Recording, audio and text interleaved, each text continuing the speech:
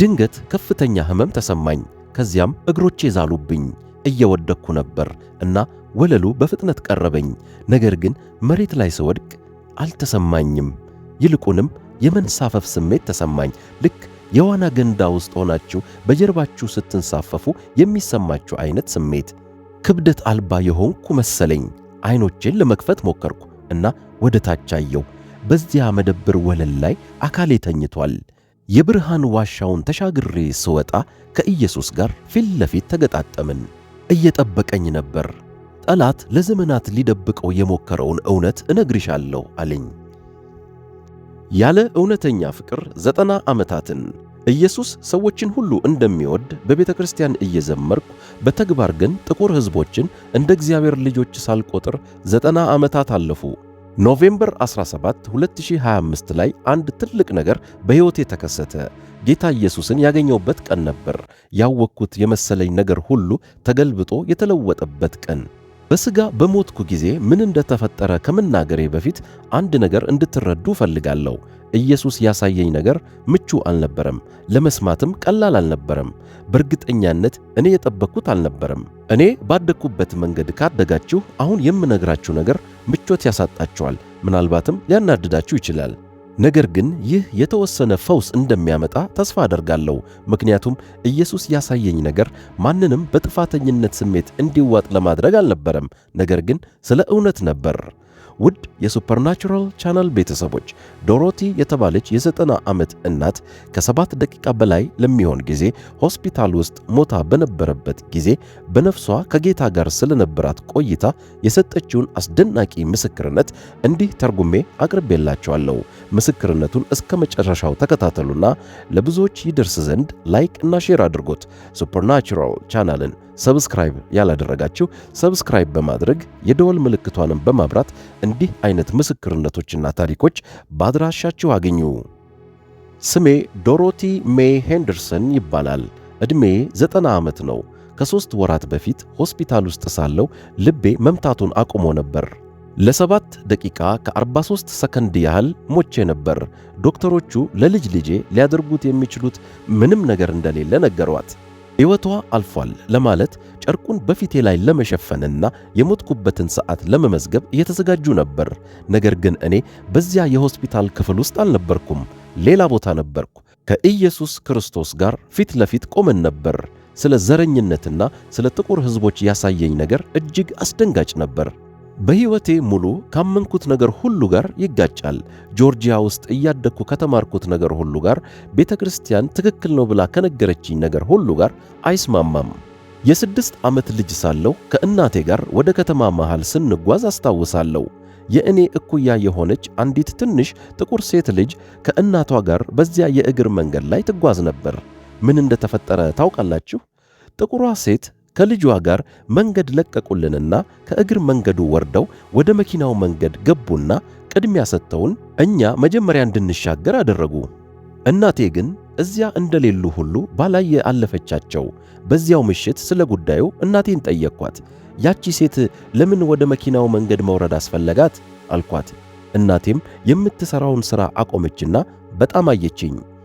ዶሮቲ፣ ነገሮች እንዲሁ ናቸው። እነሱ የራሳቸው ስፍራ አላቸው፣ እኛም የራሳችን አለን። በጌታ የተዋቀረው እንዲህ ነው። ስለ እርሱ መጠየቅ ደግሞ ጨዋነት አይደለም አለችኝ። ስለዚህ መጠየቄን አቆምኩ። ጥቁር ሕዝቦች እንዲሁ የተለዩ ናቸው ብዬ አደግኩ። ሁሉም ሰው የሚለው ያንን ነበር። መምህራን፣ ሰባኪያን፣ አዋቂዎች፣ ሌላው ቀርቶ ጥላቻ የሌለባቸው የሚመስሉት ደጎቹ እንኳ ያንን ይሉ ነበር። ከኛ የተለዩ ናቸው ዶሮቲ፣ መጥፎ አይደሉም፣ ብቻ የተለዩ ናቸው እና የተለዩ ነገሮች አንድ ላይ አይቀላቀሉም ይሉ ነበር። ትምህርት ቤት ገባሁ። በ1954 ዓ.ም ከሃይስኩል ተመረቅኩ። በዚያው ዓመት ከጄምስ ሄንደርሰን ጋር ተጋባን። ጥሩ ሰው ነበር፣ ጠንክሮ የሚሠራ። እኛ ያደግነው በጨዋነትና በአክብሮት ጭምር ነው። ነገር ግን ጨዋነት የተሞላበት ዘረኝነት አሁንም ዘረኝነት ነው። ባለቤቴ ጄምስ በ1989 እንደ አውሮፓውያን አቆጣጠር በልብ ድካም ሞተ። በድንገት ነው የተለየኝ። በወቅቱ ዕድሜ 53 ዓመት ነበር። እናም በድንገት ብቻዬን ቀረው። ባሌን ማጣቴ በሆነ መንገድ ቀየረኝ። በእርግጥ በሕይወቴ አስፈላጊ የሆነው ምን እንደሆነ እንዳስብ አደረገኝ። በአንዳንድ መንገዶች ሩህሩህ አደረገኝ። በሸቀጣ ሸቀጥ መደብር ውስጥ ለጥቁር ሕዝቦች የበለጠ ወዳጅ መሆን ጀመርኩ። ከዚያ በኋላ ዘረኛ የምሆን አልመሰለኝም ነበር። ግን ታውቃላችሁ፣ በፍጹም አላደረግኩትም። አንድም ጥቁር ሰው ወደ ቤት ጋብዣ አላውቅም ነበር። ቁጭ ብዬ ከእነርሱ ጋር እውነተኛ ውይይት አድርጌ አላውቅም። ወደ ቤተ ክርስቲያናቸው ሄጄ ወይም በማዕዳቸው በልቼ ወይም ከእኛ ጋር እኩል እንደሆኑ አይቻቸው አላውቅም። ደግ ነበርኩ። ነገር ግን ደግ መሆን ትክክለኛ ከመሆን ጋር አንድ አይደለም። ለ90 ዓመታት የኖርኩት እንዲህ ነበር። ቀጥሎ የሆነው ነገር ሁሉንም ነገር ቀይሮታል። ቀኑ ማክሰኞ ነበረ። የተለመደ የማክሰኞ ጠዋት። ምንም ልዩ ነገር አልነበረውም። የልጅ ልጄ ቤኪ ሸቀጣ ሸቀጥ እንድንገበያይ ልትወስደኝ መታ ነበር። ያንን በየማክሰኞው ታደርገዋለች። ጥሩ ልጅ ናት። አሮጊት አያቷን ትንከባከባለች። ክሮገር መደብር ውስጥ ነበርን። በላይኛው መደርደሪያ ላይ ያለውን የበቆሎ ቆርቆሮን ለመውሰድ እጄን ዘርግቼ እንደነበር አስታውሳለሁ። እልህኛ አሮጊት ነኝ። በግድ እጄ ባይደርስም እንኳ ከማንም ሰው እርዳታ አልጠይቅም ነበር። ከዚያ ግን ድንገት በደረቴ ላይ ሕመም ተሰማኝ። አንድ ሰው ልቤን በእጁ ጨብጦ የያዘ ያህል ነበር የተሰማኝ። ለመተንፈስ ሞከርኩ፣ ነገር ግን አየር መሳብ አልቻልኩም። ቆርቆሮው ከእጄ ወደቀ። ወለሉን ሲመታ ተሰማኝ። ነገር ግን ድምፁ የራቀ ይመስል ነበር፣ ልክ በውሃ ውስጥ እንዳለው ሁሉ። አያቴ! የቤኪ ድምፅ እንግዳና የራቀ ይመስላል።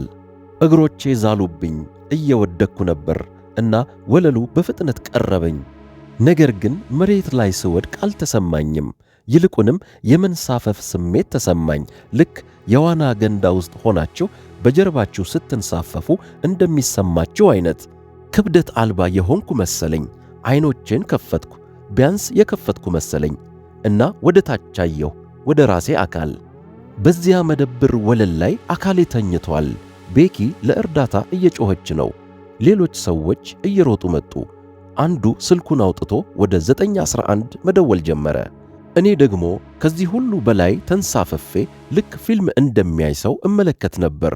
አንድ ወጣት ጥቁር ሰው በአካሌ አጠገብ ተንበርክኮ ደረቴን በመጫን የመጀመሪያ እርዳታ መስጠት ጀመረ። ይህን ሲያደርግ ጮክ ብሎ ይጸልይ ነበር። እኔም እሰማው ነበር። ኢየሱስ ሆይ እባክህ እንዳትሞት እርዳት፣ እባክህ እግዚአብሔር ሆይ እባክህ እያለ ይጸልያል። እኔ ደህና መሆኔን፣ ሕመም እንደማይሰማኝ ልነግራቸው ፈለግኩ። ነገር ግን ምንም ድምፅ ማውጣት አልቻልኩም። ከዚያም የሕክምና ባለሙያዎች ደረሱ። ሥጋዊ አካሌን ተረከቡና በፍጥነት ወደ ሆስፒታል ወሰዱኝ። በእነዚያ የልብ ምትን ዳግም ለማነቃቃት በሚረዱ መሣሪያዎች ልቤን ለማነቃቃት ሞከሩ። አንዴ፣ ሁለቴ፣ 3 ጊዜ። ምንም መልስ አልሰጥም። ቤኪ ስታለቅስ አየሁ። በዚህ ጊዜ አንድ የሚስበኝ ኃይል እንዳለ ተሰማኝ። ሕመም የለውም፣ ብቻ በግድ የሚስብ ኃይል። በወገቤ ላይ እንደ ታሰረ ገመድ ወደ ላይ እና ወደ ሩቅ እየሳበ ወሰደኝ። መታገሌን አቆምኩ። ያኔ ነው ዋሻውን ያየሁት። በሕይወቴ ሙሉ ስለ ዋሻው ሰምቻለሁ። ሰዎች ከሞት አፋፍ ስለ መመለስ የገጠማቸውን ሲናገሩ ሁል ጊዜ ቅዠት ወይም የማይረባ ወሬ ብቻ ይመስለኝ ነበር። ነገር ግን እውነተኛ መሆኑን አየሁ። በሕይወቴ ካጋጠሙኝ ነገሮች ሁሉ በላይ እውነተኛና ተጨባጭ ነው። ዋሻው ከብርሃን የተሠራ ነበር። ከንጹሕ ብርሃን፣ ዓይንን የሚጎዳ ብርሃን አይደለም። ሆኖም ደማቅና ሕያው ብርሃን። ብርሃኑ በራሱ ሕያውና ሁሉን የሚያውቅ እኔንም የሚቀበለኝ ይመስል ነበር። በዚያ የብርሃን ዋሻ ውስጥ መንቀሳቀስ ጀመርኩ፣ በእግር ሳይሆን በመንሳፈፍ። ብርሃኑ ወደፊት ሳበኝ። በዋሻው ግራና ቀኝ በሁለቱም በኩል ሰዎች ይታዩኛል። መጀመሪያ ላይ እንደ ጥላ ነበሩ። ከዚያ ይበልጥ ግልጽ እየሆኑ መጡ። የሰዎች ነፍሳት መሆናቸውን ተረዳው። ከዚያ በፊት ወደዚያኛው ዓለም እንደኔው የተሻገሩ ሰዎች። እናቴን አየኋት። በካንሰር ከመታመሟ በፊት እንደነበረችው ወጣትና ቆንጆ ናት። ፈገግ ትል ነበር። ባለቤቴን ጄምስንም አየሁት። ከመሞቱ በፊት ልክ በተጋባንበት ወቅት የነበረውን ይመስል ነበር። ጠንካራ፣ ጤናማ፣ ደስተኛ ነው። በሳምባ ምች ያጣናትን ሴት ልጄንም አየኋት። ነገር ግን ሕፃን አልነበረችም፣ አድጋለች። ፍጹም ጤነኛ ነበረች። አይናገሩም፣ ግን ይሰሙኝ ነበር። ፍቅራቸው ተሰማኝ። ወደ ቤት እንኳን ደህና መጣሽ እያሉ ሲቀበሉኝ በመንፈሴ ተሰማኝ። ወደፊት መጓዜን ቀጠልኩ። በዚያ ዋሻ መጨረሻ ላይ ብርሃኑ ይበልጥ ደመቀ። ከዋሻው ተሻገርኩ። ኢየሱስ በዚያ ቆሟል። እኔን እየጠበቀኝ እንደሆነ ተረዳው። ጠላት ለዘመናት ሊደብቀው የሞከረውን ስለ ጥቁር ሕዝቦችና ስለ ዘረኝነት ምን እንዳሳየኝ እነግራቸዋለሁ። ምክንያቱም ይህን እንድናገር አዞኛል። እንግዲህ ከጌታ ጋር ፊት ለፊት በቆምንበት ጊዜ የሆነው ይህ ነው። እኔ እንደጠበቅኩት አልነበረም። በሕይወቴ ሙሉ በሰንበት ትምህርት ቤት መጽሐፍት ውስጥ የኢየሱስ ስዕሎችን አይቻለሁ። በቤተ ክርስቲያን ኮሪደሮች ውስጥ የኢየሱስ ተብሎ የተሳሉ ስዕሎችን አውቃለሁ። ነገር ግን ኢየሱስ ያንን አይመስልም ነበር። በብርሃንና በጥበብ የተሞላ የመካከለኛው ምስራቅን ሰው ይመስላል። ዐይኖቹ አይቻቸው ከማውቃቸው በላይ በጥልቀት የሚያዩ ናቸው። በእነዚያ ሁሉ የቤተ ክርስቲያን ዓመታቶቼ ማንም ሰው ስለዚያ በትክክል ነግሮኝ አያውቅም። እኔን ሲያየኝ በሕይወት ዘመኔ ሁሉ ያሰብኩትን እያንዳንዱን ሐሳብ፣ የተናገርኩትን እያንዳንዱን ቃል፣ የደበቅኩትን እያንዳንዱን ምስጢር ሁሉ በፊቱ የተገለጠ መስሎ ታየኝ። ልፈራ፣ ልሳቀቅ፣ ልደበቅ ፈለግሁ። ነገር ግን የተሰማኝ ፍቅር ነበር። በጣም ጥልቅ፣ በጣም ኃይለኛ፣ በጣም የሚረታ ፍቅር። እዚያው በጉልበቴ ተደፋው። ማልቀስ ጀመርኩ። ልቆጣጠረው አልቻልኩም። ፍቅሩ በጣም ከባድ ነበር። ምን ያህል ጊዜ እንደወሰደ አላውቅም። በእንባዎቼ ውስጥ ወደ ላይ አየው። እሱ ፈገግ ብሎ ያየኝ ነበር፣ በጣም ደግ ፈገግታ። ከዚያም ተናገረ። የድምፁን ውበትና ኃይል በቃላት ልገልጸው አልችልም። በአንድ ላይ ልክ እንደ ነጎድጓድና እንደ ሹክሹክታም ነው። ዶሮቲ ብሎ ጠራኝ። በእርግጥ ስሜን ያውቃል። ነገር ግን ስሜን ሲናገረው መስማት የተለየ ስሜት አለው። ለመናገር ሞከርኩ፣ ነገር ግን ምንም ቃል ከአንደበቴ ሊወጣ አልቻለም። ጉሮሮዬ ተዘግቶ ነበር። እጁን ዘረጋና ተነሽ፣ የማሳይሽ አስፈላጊና ይዘሽው መመለስ ያለብሽ ነገር አለኝ። መመለስ ብዬ በሹክሹክታ ለመናገር ቻልኩ። አሁን እዚህ አትቆይም፣ ተመልሰሽ የምትሰሪው ሥራ አለሽ አለኝና እንድቆም ረዳኝ። ይህ ሕልም ወይም ራእይ አልነበረም፣ እውነተኛ ክስተት ነበር። እውነትን አሳይሻለሁ አለኝ። ስለ ልጆቼ ጠላት ለብዙ ረጅም ዘመናት ሲደብቀው የነበረውን ሊነገር የሚገባውን እውነት እሱን እንድትነግሪ አንቺን መረጥኩሽ አለኝ። ነገር ግን ጌታ ሆይ፣ እኔ ማንም አይደለሁም። እኔ ከጆርጂያ የመጣው አንዲት አሮጊት ነኝ። ማን ሊሰማኝ ይችላል አልኩት። እንደገና ፈገግ አለ። መስማት የሚያስፈልጋቸው ይሰማሉ። አሁን ተመልከች ብሎ እጁን ሲዘረጋ በዙሪያችን ያለው ነገር ሁሉ ተለወጠ። በሌላ ቦታ ቆመን ነበር። እናም አየኋቸው፣ ጥቁር ሕዝቦች በመቶዎች ወይም ደግሞ በሺዎች የሚቆጠሩ። ነገር ግን ከዚህ በፊት አይቻቸው እንደማላውቅ ተረዳው። እንደ ብርሃን ያበሩ ነበር። ከውስጣቸው በሚወጣ ብርሃን ያበሩ ነበር። ምን እያየሽ እንደሆነ ታውቂያለሽ ሲል ጠየቀኝ። አላውቅም ለማለት ራሴን ወዘወስኩ። እሱም ልጆቼን እኔ እንደማያቸው እያየሻቸው ነው። ዓለም እንድታያቸው ባስተማረሽ መንገድ ሳይሆን እኔ እንደማያቸው አለኝ። ከዚያም ጥቂት ቆይቶ ራእዩ ተቀየረ። ቀጥሎ ያየሁት ነገር ልቤን በሚሊዮኖች በሚቆጠሩ ቁርጥራጮች ሰባበረው። ኢየሱስ አፍሪካን አሳየኝ። በቴሌቪዥን የምታዩትን በድህነት በጦርነት የተሞላችውን አፍሪካን አይደለም። የጥንቷን ውቧን አፍሪካ ታላላቅ ከተሞችን አየው። የላቁ ስልጣኔዎችን፣ ዕውቀትን፣ ጥበብን፣ ታሪክን፣ ሂሳብን፣ ሕክምናን፣ እግዚአብሔርን የሚያውቁ ሰዎችን አየው።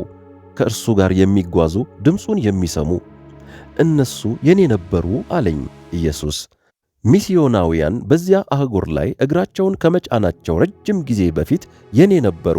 በተለያዩ ስሞች ይጠሩኝ ነበር፣ ግን ያውቁኝ ነበር፣ ያመልኩኝ ነበር፣ ይወዱኝ ነበር አለኝ። ከዚያም አሁንም ጥቂት ቆይቶ ራእዩ ተቀየረ፣ ይበልጥ ጨለመ። መርከቦችን አየው፣ የባሪያ መርከቦችን፣ ነጮችን አየው፣ የኔን አያቶች የሚመስሉ ሰዎችን በሰንሰለትና በጠመንጃ ሲመጡ ቤተሰቦችን ሲበታትኑ አየው። ልጆች ከእናታቸው ዕቅፍ ሲነጠቁ፣ ባልና ሚስት ለዘላለሙ ሲለያዩ፣ ሙሉ መንደሮች ሲጠፉ፣ ጌታ ሆይ እባክህ ይህንን ማየት አልችልም አልኩ። እንባ በፊቴ ላይ ይፈስ ነበር። ማየት አለብሽ፣ ምክንያቱም ይህ በልጆቼ ላይ የተደረገ ነው እና ይህንን ካደረጉት ሰዎች መካከል አብዛኛዎቹ በእኔ ስም እንደሚያደርጉት ተናግረዋል አለኝ። ወደ አሜሪካ ሲመጡ ሲሸጡ ተመለከትኩ። የራሳቸው ባልሆነ ማሳ ላይ እንዲሰሩ ሲገደዱ፣ በፍጹም ዜጋንን ብለው በማይጠሯት አገር ላይ ሲገነቡ ተመለከትኩ። ነገር ግን ከዚያ ኢየሱስ በታሪክ ክፍለ ጊዜ ተምሬ የማላውቀውን ነገር አሳየኝ። መንፈሳዊውን ወገን አሳየኝ። ከሥጋዊው ባርነት በስተጀርባ መንፈሳዊ ውጊያ እየተካሄደ ነበር። የጨለማ ኃይላት አጋንንት በባሪያ አሳዳሪዎች ጆሮ ውስጥ ሲያንሾካሽኩ ውሸትን ሲመግቧቸው አየው። እነሱ ሙሉ ሰው አይደሉም በማለት አጋንንቱ ያንሾካሽኩ ነበር። ነፍስ የላቸውም፣ እግዚአብሔር እንዲህ እንዲሆኑ ይፈልጋል፣ ምንም የተሳሳተ ነገር እያደረጋችሁ አይደለም እያሉ ነገሯቸው። ኢየሱስ ግን ውሸት ነው አለ። ድምፁ በቁጣና በሐዘን ተሞልቷል። ሁሉም ከውሸት ነው። ጠላት እኔ የፈጠርኩትን ለማጥፋት የፈለገበት ውሸት ሲለኝ፣ እኔም ግን ለምን ጠላት ለምን ይህንን ማድረግ ፈለገ አልኩት። ወደ እኔ ዞር አለ። ምክንያቱም ልዩ የሆነ ነገር ይዘዋል። መንፈሳዊ ጥንካሬ፣ የጨለማውን መንግሥት የሚያሰጋ የእምነት ኃይል። በእኔ ውስጥ ማን እንደሆኑ ሙሉ በሙሉ ቢረዱ፣ ወደ ሙሉ መንፈሳዊ ሥልጣናቸው ቢገቡ ኖሮ ሊገቱ የማይችሉ ይሆኑ ነበር። ስለዚህ ጠላት ሊሰብራቸው ዘመናትን አሳልፏል። ማንነታቸውን እንዲረሱ ለማድረግ ተግቷል አለኝ። ቀጥሎም ባርነት ሲያበቃ ግን ጭቆናው ሲቀጥል የጂም ክሮ ሕጎችን፣ ስቅላት፣ መለያየት፣ ዓመፅ ሁሉ አሳየኝና ከዚያ በአካል እንድታመም ያደረገኝን ከባድ ነገር አየው። አብያተ ክርስቲያናትን አየው። የነጮች አብያተ ክርስቲያናት፣ የኔን ቤተ ክርስቲያን። ክርስቲያኖች እሁድ ጠዋት መዝሙር ሲዘምሩ ልክ ከደጃፋቸው ውጪ አጠገባቸው ያለውን ስቃይ ግን ችላ ሲሉ አየው። ፓስተሮች መለያየት የእግዚአብሔር ፈቃድ እንደሆነ ሲሰብኩ አየው። ዘረኝነታቸውን ለማስቀጠል መጽሐፍ ቅዱስን ሲጠቀሙ የተፈጥሮ ሥርዓት ነው ሲሉ ተመለከትኩ። ራሴንም አየሁ። ወጣት ሳለሁ በቤተ ክርስቲያኔ ቆሜ በእነዚያ ስብከቶች ላይ ራሴን በአዎንታ ስነቀንቅ አየሁ። ኦ እግዚአብሔር ሆይ ብዬ ጮኩ። ኦ ኢየሱስ አዝናለሁ፣ በጣም አዝናለሁ፣ አላወቅኩም ነበር አልኩት። እርሱ ግን ማወቅ አልፈለግሽም ነበር አለኝ፣ በክፋት ሳይሆን በቅንነት። ምክንያቱም ማወቅ ማለት መለወጥ ማለት ነበርና፣ መለወጥ ደግሞ ከባድ ነው። የ6 ዓመት ልጅ ሳለሁ በእግር መንገድ ላይ ያየኋትን ያችን ትንሽ ጥቁር ሴት ልጅ አሳየኝ። ያቺ እኔን እንድሻገር ወደ መኪና መንገድ የወረደችና ቅድሚያ ሰጥታ ያሳለፈችኝ ልጅ አሁን በሰማይ ከጌታ ጋር ናት። በቅዱሳን መካከል ቆማ በክብር እያበራች። ስሟ ሩት ይባላል አለኝ ኢየሱስ። የሞተችው የ17 ዓመት ልጅ ሳለች ነው። ጥቁር ስለነበረች ሕክምና ባልሰጣት ሆስፒታል ውስጥ ሞተች። ክርስቲያኖች ወደ ቤተ ክርስቲያን በሚሄዱበት መንገድ ያንን ሆስፒታል አልፈው ሲሄዱ ሞተች ሲለኝ በጉልበቴ ወደቅኩ። ጌታ ሆይ ይህንን መሸከም አልችልም ብዬ አለቀስኩ። ከመሞቷ በፊት ምን እንዳደረገች ታውቂያለሽ? ጸለየች። ለማይረዷት ሐኪሞች ጸለየች። ይቅር አለቻቸው። ነፍሳቸውን እንዳድን ለመነችኝ። አሁን በከፍተኛ ሁኔታ አነባ ነበር። ታላቅ የሐዘን ለቅሶ።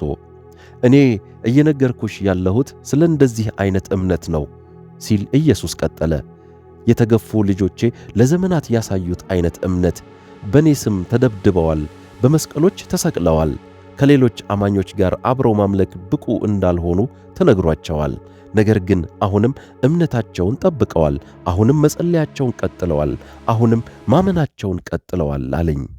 እውነተኛና ሕያው በሆነ አምልኮ የተሞላች ዓለም የጣለባትን ነገር ሁሉ የተቋቋመ እምነት የተሞላች የጥቁር ሕዝቦችን ቤተ ክርስቲያን አሳየኝ።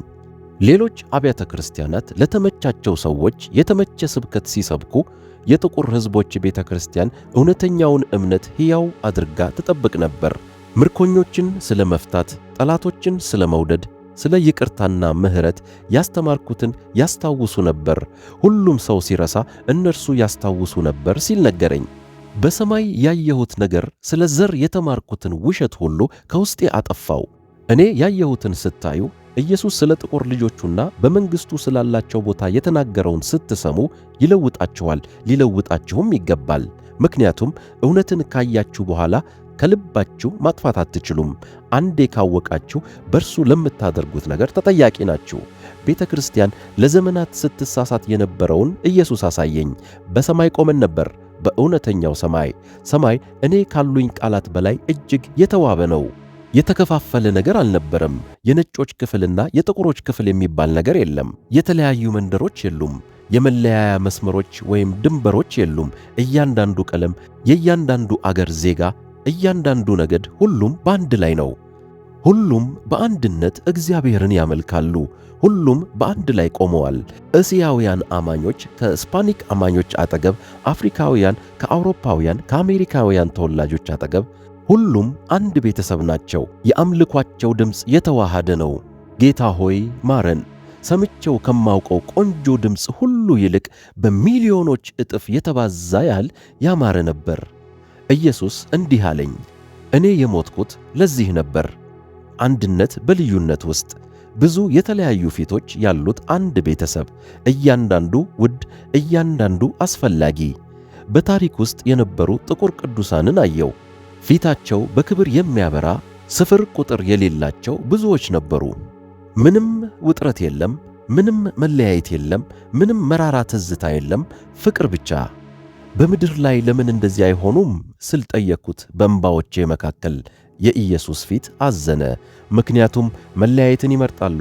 በእኔ እውነት ፈንታ የጠላትን ውሸት ስለሚሰሙ ጠላት ያውቃል። ልጆቼ እውነተኛ አንድነት ቢኖራቸው አማኞች እንደ ባዕድ ሳይሆን እንደ ቤተሰብ እርስ በርስ ቢቀባበሉ ኖሮ ምንም ሊያቆማቸው እንደማይችል ዓለምን እንደሚለውጡ ጠላት ያውቃል። ስለዚህ እንዳይስማሙ ሌት ተቀን ይሠራል አለኝ። ቀጥሎም እንዲህ አለኝ፣ አብዛኛው አውሮፓ ስሜን ከመስማቱ በፊት ኢትዮጵያዊው ተጠምቆ ነበር። ሮም አማኞችን ለአንበሶች ስትሰጥ አፍሪካውያን እምነታቸውን ሕያው አድርገው ይጠብቁ ነበር። ከመጀመሪያው ጀምሮ ቤተ ክርስቲያንን ለመገንባት ረድተዋል። ሁሉንም አየሁት። የተሰረዘውን ታሪክ፣ ችላ የተባለውን፣ በዘመናት ውስጥ የነበሩ ጥቁር ክርስቲያኖችን፣ ታማኞች፣ ጠንካራ፣ ዓለም ልታጠፋው በሞከረች ጊዜ እንኳ እምነታቸውን ሕያው አድርገው የጠበቁ ሕዝቦች። ሌሎች ክርስቲያኖች እኔ ያስተማርኳቸውን በረሱ ጊዜ ባርነትን፣ ዘረኝነትንና ጥላቻን ለማጽደቅ ስሜን በተጠቀሙ ጊዜ ቃሌን ያስታወሰች የጥቁር ሕዝቦች ቤተ ክርስቲያን ነበረች። እምነታቸውን ጠበቁ፣ መጸለያቸውን ቀጠሉ። ክርስቲያኖች እያጠቋቸው ሳለም እንኳ ለእነዚያ ክርስቲያኖች ይጸልዩ ነበር።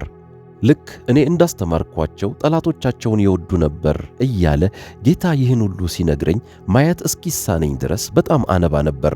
ጌታ ሆይ እኔም ከእነርሱ አንዷ ነበርኩ። ሊጸልዩላቸው ከሚገቡ ሰዎች አንዷ ነበርኩ። በሕይወቴ ሙሉ ከእኔ አርቄያቸው ኖርኩ አልኩት። ኢየሱስ እጁን በትከሻዬ ላይ አደረገ። አውቃለሁ እና በትክክል ለዚህ ነው እዚህ ያመጣውሽ። ምክንያቱም መመለስ አለብሽ፣ ልትነግሪያቸው ይገባል አለኝ። ምን ልንገራቸው አልኩት። እውነቱን ንገሪያቸው። ዘረኝነት ከገሃነም ጉድጓድ የመጣ መሆኑን ንገሪያቸው። እያንዳንዱ መለያየት፣ እያንዳንዱ የጥላቻ ቅንጣት፣ በልጆቼ መካከል ያለውን እያንዳንዱን የመራራቅ አስተሳሰብ ሁሉንም ከጠላት የመጣ መሆኑን እኔ ጥቁርና ነጭን እነሱ እንደሚያዩት አላይም ብለሽ ንገሪያቸው። እኔ ልብና ያለው ነፍስና ያለው የምወዳቸውን ልጆቼና ያለው እና እያንዳንዱን እወዳቸዋለሁ። ጠላት ቤተ ክርስቲያንን ለመከፋፈል ዘረኝነትንና መከፋፈልን ለዘመናት ሲጠቀምበት እንደነበረ ንገሪያቸው። እርስ በርሳቸው እስከ ተዋጉ ድረስ ሰይጣንን መዋጋት ማሸነፍ አይችሉም። እስከ ተለያዩ ድረስ ደካሞች ናቸው። ነገር ግን አንድ ላይ ቢመጡ ሊገቱ የማይችሉ ይሆናሉ። እኔም ነገር ግን ጌታ ሆይ እኔ አንዲት ደካማ አሮጊት ሴት ብቻ ነኝ። እኔ ማንም አይደለሁም። ማን ሊሰማኝ ይችላል አልኩት። ፈገግ አለ። ለመስማት ዝግጁ የሆኑት ይሰሙሻል። አሁን የምትመለሽበት ጊዜው ደርሷል አለኝ። መመለስ? ግን እኔ እኮ ሞቻለሁ አልኩት። ገና አልሞትሽም። አሁን ላንቺ የምሰጥሽ የምትሰሪው ሥራ አለኝ። ሌላ ነገር ከመናገሬ በፊት ሁሉም ነገር ነጭ ሆነ፣ ዓይን የሚያፈዝ ነጭ ብርሃን እና ከዚያ ሕመም ተሰማኝ። በደረቴ ላይ ከባድ ሕመም። ወደ ሥጋዬ ተመልሼ ነበር። በመጀመሪያ የሰማሁት በዙሪያዬ ያሉትን የማሽኖች ድምፅ ነበር። ደረቴ በከፍተኛ ሁኔታ ያመኛል። ዓይኖቼን ለመክፈት ሞከርኩ፣ ነገር ግን በጣም ከብደውኝ ነበር፣ ክብደት እንደተጫነባቸው ሁሉ። በመጨረሻም ከረጅም ጊዜ በኋላ ዓይኖቼን በጥቂቱ ከፈትኳቸው። የሆስፒታሉ ክፍል ውስጥ ነኝ። አያቴ አያቴ ትሰሚኛለሽ? የቤኪ ፊት ከላዬ ታየኝ። ታለቅስ ነበር፣ ግን ደግሞ ፈገግ ልትል ትሞክራለች። ኦ እግዚአብሔር ይመስገን፣ በመመለስሽ እግዚአብሔር ይመስገን፣ ያጣንሽ መስሎን ነበር አለችኝ። ዶክተሮችና ነርሶች በፍጥነት ገቡ። ጥያቄዎችን እየጠየቁ ማሽኖቹ በትክክል መስራታቸውን እያረጋገጡ ዓይኖቼ ላይ ብርሃን እያበሩ መረመሩኝ። እኔ ግን ልቤ አሁንም በሰማይ ነበረ፣ አሁንም ኢየሱስን እያየ፣ አሁንም ቃላቶቹን እየሰማ። ዶክተሩ ተአምር ነው አለ። 7 ደቂቃ ከ43 ሰከንድ ያለ ልብ ምት ብትተርፍ እንኳ ከባድ የአንጎል ጉዳት ሊደርስባት ይገባ ነበር አለ። እኔ ግን ደህና ነበርኩ፣ ከደህናም በላይ። ከቀናት በኋላ ከሆስፒታል ወጣሁ። ኢየሱስ ያሳየኝን ማካፈል ጀመርኩ። አሁን ይህንን እያያችሁ ያላችሁት ለዚህ ነው። እኔ የ90 ዓመት አሮጊት ነኝ። ልቤ ደካማ ነው።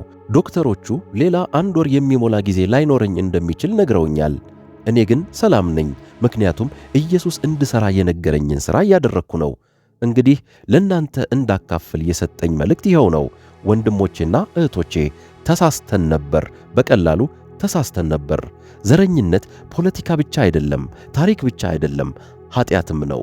ቤተ ክርስቲያንን ያዳከመ ኀጢአት ነው። ኢየሱስ አንድ ዘር ከሌላው ይበልጣል ብሎ በፍጹም አላስተማረም። በፍጹም። እርሱ የልዩነት ግድግዳዎችን አፍርሷል። እኛ ግን መልሰን ገነባናቸው።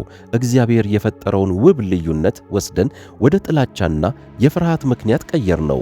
ባደረግነው ነገር ጌታ እጅግ አዝኗል። ነገር ግን የምሥራች አለ። ጊዜው ገና አልረፈደም። መለወጥ እንችላለን። ንስሐ መግባት እንችላለን። የተሻለ መሥራት እንችላለን። እና ወንድሞቼና እህቶቼ ኢየሱስ ይወዳችኋል።